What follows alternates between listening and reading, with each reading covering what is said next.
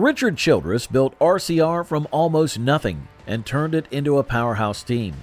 Over the years, his team has won more than 200 races, and 67 of those victories came with Dale Earnhardt Sr.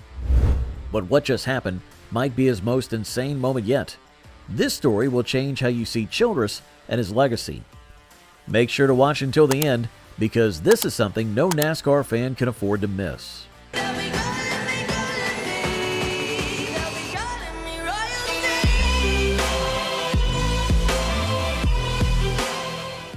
Before becoming a team owner, Childress was just a young driver trying to make a name for himself. He started his racing career in 1969.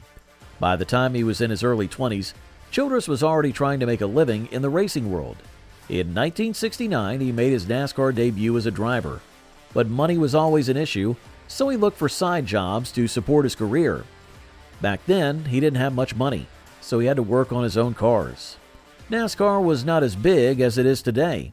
Drivers didn't earn millions of dollars, and sponsorships were not easy to find. Childress had to do everything on his own, from fixing cars to finding ways to pay for travel and race expenses. As the years passed, Childress focused more on being a team owner than a driver.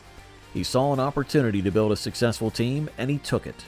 He made smart decisions, found talented drivers, and secured good sponsorship deals. His biggest success came when he teamed up with Dale Earnhardt Sr. in the 1980s.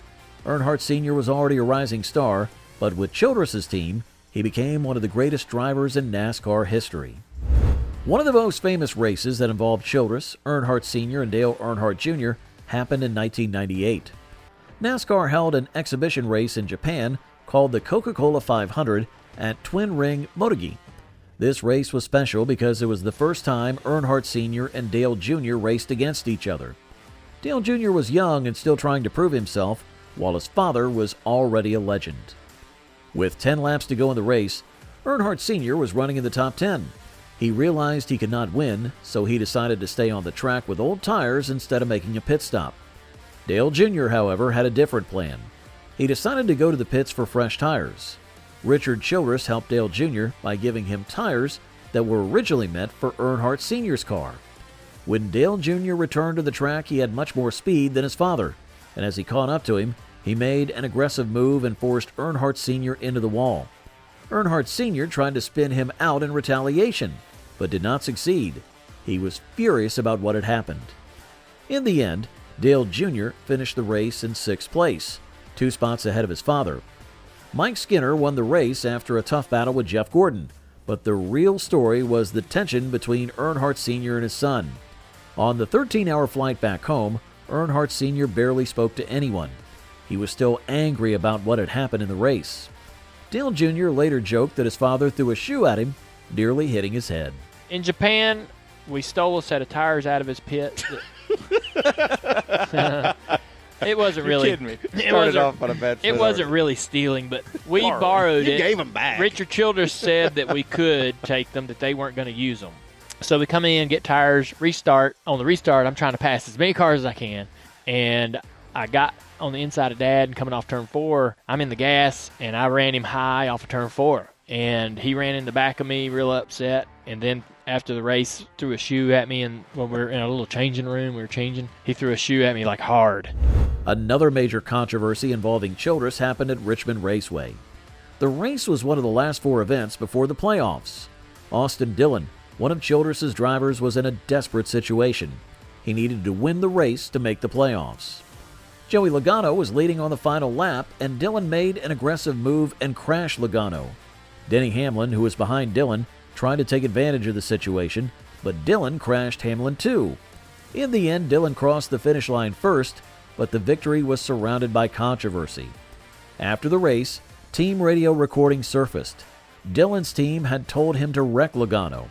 NASCAR officials reviewed the incident and handed out heavy penalties. The number 3 team lost 25 owner points and 25 driver points. Dillon's win remained in the record books, but he was not allowed to use it to qualify for the playoffs. Instead of finishing in the top 16, he ended up 32nd in the standings. Joey Logano was also fined $50,000 for his actions after the race. He was furious about what had happened. He drove straight to Dillon's team area, forcing people to jump out of the way. A NASCAR official immediately scolded him. Richard Childress later spoke about the penalty and said the incident cost his team over $3 million. The loss was not just financial. Childress felt that NASCAR's decision was unfair.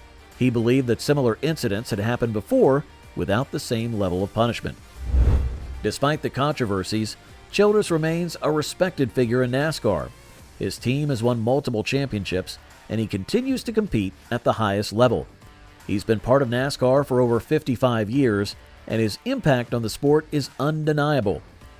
Childress's journey from a struggling driver to a team owner is a story of perseverance. He started with almost nothing in 1969 and built a team that became one of NASCAR's best. His partnership with Dale Earnhardt Sr. created some of the most memorable moments in racing history. Even after Earnhardt Sr.'s tragic death in 2001, Childress continued to push forward. One of the most daring jobs he took was as a stuntman. It was a dangerous way to make money, but he was willing to do anything to stay in the sport. He would crash cars on purpose for movie scenes and even took on motorcycle stunts. Stan Barrett started driving for Hal Needham, and nobody would get around him or draft. I'd say, come on out, I'll draft with you. And we became friends, and then he got to telling me about doing some stunt work. When I had time in the week, during the week, I'd take off and go somewhere. Hell, I doubled Burt Reynolds one time. I put on his wig and his sweatshirt, and wrecked a motorcycle. And probably the dumbest thing I done was I slid a motorcycle down in front of a 182 plane that was landing. They said, who'll do this? Hell, they paid $400 or $500 to do it, and that was big money back in the day. One of his biggest signings in recent years was Kyle Busch. Busch had a reputation for being aggressive on the track and had earned the nickname Rowdy, but Childress noticed a change in him. In an interview on the Dale Jr. Download podcast, Childress talked about how Busch had matured, especially since becoming a father. Busch's son Brexton has started racing, and that has influenced Busch's attitude. Childress said that watching his son grow in the sport made Busch more focused on being a positive role model. He still has that same hunger to win, but he's changed the way he approaches racing. Childress also mentioned that Busch works harder than ever, even using simulators to improve before race day. Despite a winless season last year, Busch stayed committed to his team. Childress admired his work ethic, saying that instead of getting frustrated, Busch motivated his crew to build better cars. He believes that Busch can still win championships and is hopeful for a strong comeback, starting with the Daytona 500. His decision to sign Dale Earnhardt helped build a NASCAR dynasty, and his leadership at RCR has kept the team competitive for decades. Whether it was his days as a stuntman, his legendary partnership with Earnhardt, or his faith in Kyle Busch, Childress has always been willing to bet on talent and hard work. Don't forget to comment down your thoughts on this. And while you're down there, make sure to hit that subscribe button as well.